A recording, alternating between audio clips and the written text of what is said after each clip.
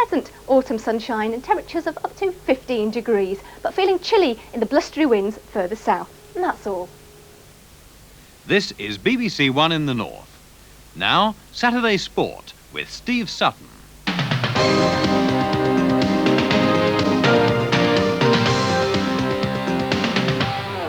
And in the sport in just a moment, touchline reaction from Ayresome Park to Middlesbrough's 1-1 draw with Manchester United. But first, the rest of the day's news. The body of the murdered Northumberland backpacker Clarke is due to be flown home tomorrow so that a funeral can be arranged near her family home at Slaley near Hexham. The bodies of Caroline and her friend Joanne Walters from Wales were released earlier this week by police investigating the killings 85 miles west of Sydney in Australia. Tomorrow, detectives leading the murder hunt and Joanne's parents are to take part in a short memorial service close to the spot where the bodies were found. Officials in Tyne and Wear's Fire Brigade want a national debate on how to reduce the number of cases of arson. In the last 3 months, 7 in every 10 serious fires in the county were started deliberately, the worst arson rate in the country. Senior officers say other major urban areas have a similar problem, and talks between fire brigades, police forces and Home Office experts could produce some useful ideas. The football news now, and Middlesbrough had to settle for a share of the points at home to Manchester United. Borough dropped to 9th place in the Premier Division as a result. Steve Bruce gave United the lead from the penalty spot just before half-time, but Bernie Slaven, who'd earlier hit the post, equalised in the 59th minute. Yeah. What are your thoughts, Scotty? I think that it was a terrific game. I'm very glad we managed to get a result after losing last week. I think Manchester United were brilliant on the counter-attack, and we had to be at our absolute best to get a point. I'm pleased with the point. It's just about what we deserve for our efforts. A terrific game against a fine side. You said before the game you needed a win, though. Well, I said the most important thing is that we shouldn't lose after having lost last week, and that's happened, and that's as much as we deserve, really. What about the penalty, Lenny? What were your thoughts about that? The penalty? We were about 5 yards down everywhere in the build-up. Rush challenge, and it's a penalty. There's no question of doubt about that. And we have 1 or 2 other elements of fortune in our box as well, but I think we deserved a point for our efforts. Lenny Lawrence talking to Jim Knight on the final whistle. Tremendous relief for Sunderland tonight after 2 goals from Don Goodman gave them a much-needed win over Millwall. Mick Lowes saw that game.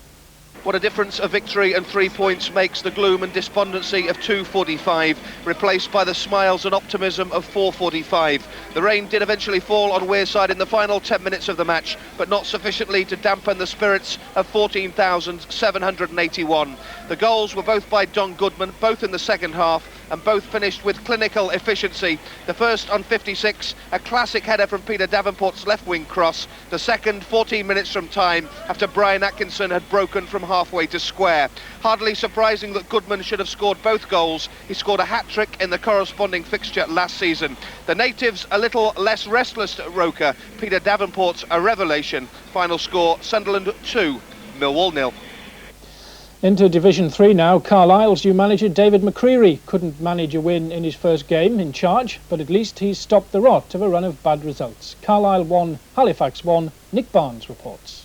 Not the dream start that David McCreery was looking for, but with 5 first-team players out of contention, he'll be relieved not to have lost. Good football from both sides produced just 1 goal in the first half, when Andy Watson capitalised on a mishandling by the Halifax keeper, and he coolly side-footed past 2 defenders to give Carlisle the lead in the 14th minute. The lead lasted just 5 minutes into the second half, with Russell Bradley scoring from almost an identical position to Andy Watson. Halifax, marshalled by the experience of Jimmy Case in midfield, continued to threaten, and Carlisle created 1 or 2 openings with excellent chances for George Agani, including a header that hit the crossbar, but the winner just wouldn't go in. The final score, Carlisle United 1, Halifax Town 1.